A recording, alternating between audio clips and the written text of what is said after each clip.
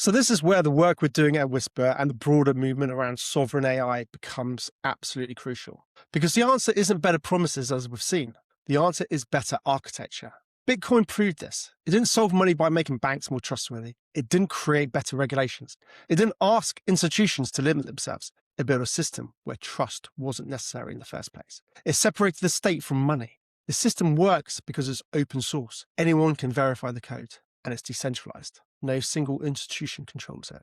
You don't have to trust that your bank won't freeze your account. You don't have to trust that the government won't inflate your currency away. You don't have to trust that institutions will keep their promises. You can verify the rules of the system yourself. And those rules can't be changed without consensus. That's the breakthrough. Not better institutions, better architecture. And that's exactly what sovereign AI is about.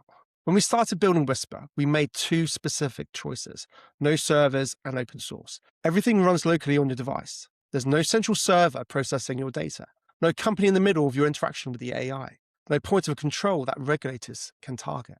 But more importantly, we open source the code. You don't have to trust that we're not collecting your data. You can verify it yourself. Anyone with technical knowledge can audit the code and see exactly what it does and doesn't do. Open source plus decentralized architecture means no trust is required. Not in us, not in any institutions. The system's design makes surveillance impossible, not just unlikely. This is what constitutional evolution looks like in the digital age. Most AI systems send your data to a cloud server, makes them service providers that can be compelled to monitor, to scan, and to hand over your data. Whisper runs entirely on your device. We're not processing your information. We built a tool that runs locally. There's nothing to compel because there's nothing to hand over. I had a few really good questions on the last video saying, if they can mandate client-side scanning on your device anyway, what's the point of on-device AI? They'll just scan it.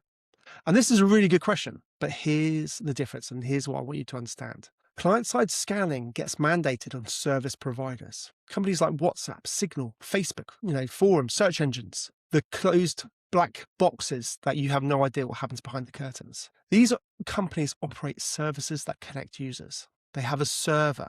That puts them under regulations like the Online Safety Act. Whisper isn't a service provider. We don't connect users. We don't have servers processing your requests. We're not facilitating communication between people. We're not even asking who you are when you sign up. We built a tool like a calculator, like a text editor, like a notepad app. The government can't mandate that your calculator reports what you're calculating. They can't mandate that your text editor scans what you're writing. They can't mandate surveillance on tools that run entirely locally without providing a service. Could they try? Maybe they could, but the legal framework doesn't exist for it. And more importantly, because the code is open source, you can verify that no scanning exists. And if we were ever to be forced to add it, you'd see it in the code immediately. That's why open source plus on-device plus not being a service provider matters. Not just one, all three. But this isn't just about one product. And even if Whisper didn't exist, this architecture or the architectural direction would still matter. So here's why client-side scanning, facial recognition, and digital ID aren't separate issues. They're all AI-powered surveillance. And AI is what makes total surveillance possible at scale.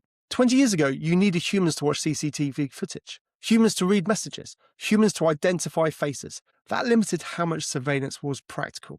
But AI changes everything. AI can scan millions of messages instantly. It can scan and identify thousands of faces in real time. AI can connect your phone location to your facial recognition data, to your message content, to your digital ID. This is what makes the timing so dangerous. They're not just rolling out individual surveillance tools. They're building the connective tissue that links every system together. Your face gets scanned in town. That's tied to your digital ID. Your messages get scanned for safety. That's tied to your face. Your location is tracked through your phone. That's tied to everything else. And the AI connects the dots. This is why open source matters. This is why decentralization matters. This is why on-device processing matters. Because once AI can connect all your data across all these systems, nothing to hide stops being relevant. They don't need you to be guilty of anything. They just need you to be trackable, identifiable, and predictable. And that's what this infrastructure creates. This is about a principle. We need to start building systems that don't require trust at scale. Systems where the architecture itself guarantees the outcome, not the promises of the institutions running them. That's what open source enables. That's what decentralization enables. That's what on-device processing enables. Not because institutions are evil, maybe some would argue they are, but because even well-intentioned institutions operate according to their own structural incentives. And those incentives always trend towards more control, more monitoring, more power. The only durable defense is architecture that makes control impossible, not just unlikely.